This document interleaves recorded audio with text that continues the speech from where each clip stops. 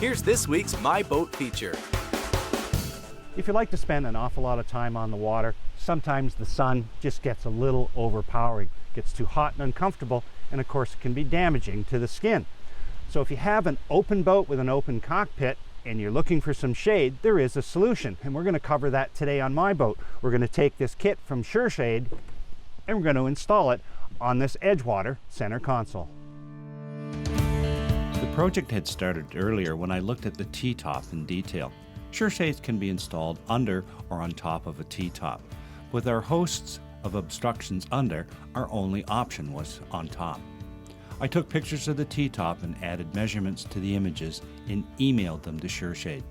They sent us back a complete kit customized for this application. In short order, I unpacked the components and passed them up to Steve so we could get to work. In the kit is a wooden template utilized to provide the correct spacing between the stationary tubes. After messing about with the template on and off of the curved top, it was time for Plan B, assembly. First we installed the outer crossbar.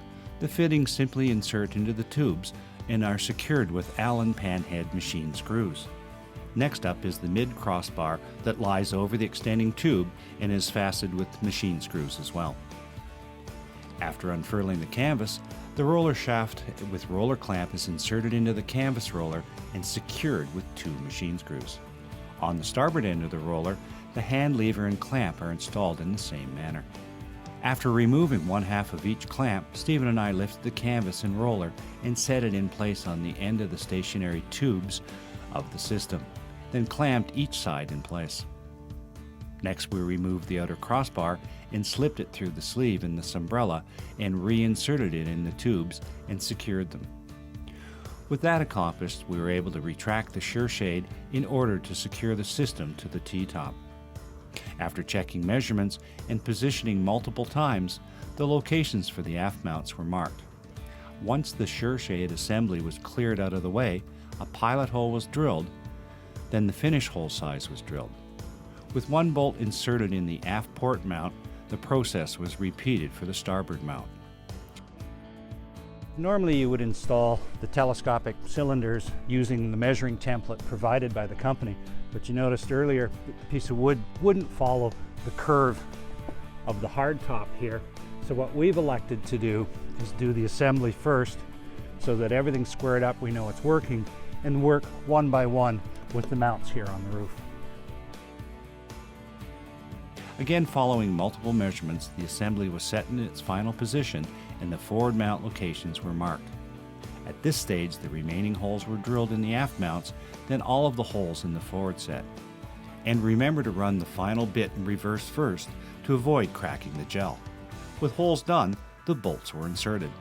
To ensure water would not get into the top's core, every mount was bedded with 3M 4200.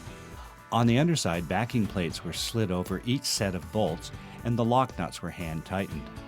A driver was then used to run the nuts up the extra long bolts that came in the kit that would be cut off later. After applying 4200, the nuts on all 4 mounts were tightened down. After setting the Shade back in place, the clamps were secured over the stationary tube and the machine screws inserted and tightened to lock the Shade in place. Well, that's it. Our My Boat project is done. Basically, it just took an afternoon. It is a very straightforward install. Shade has done an excellent job of engineering this, so even a DIY weekend warrior can install the shade. And it's been quite sunny all afternoon, so we're certainly going to enjoy having it out.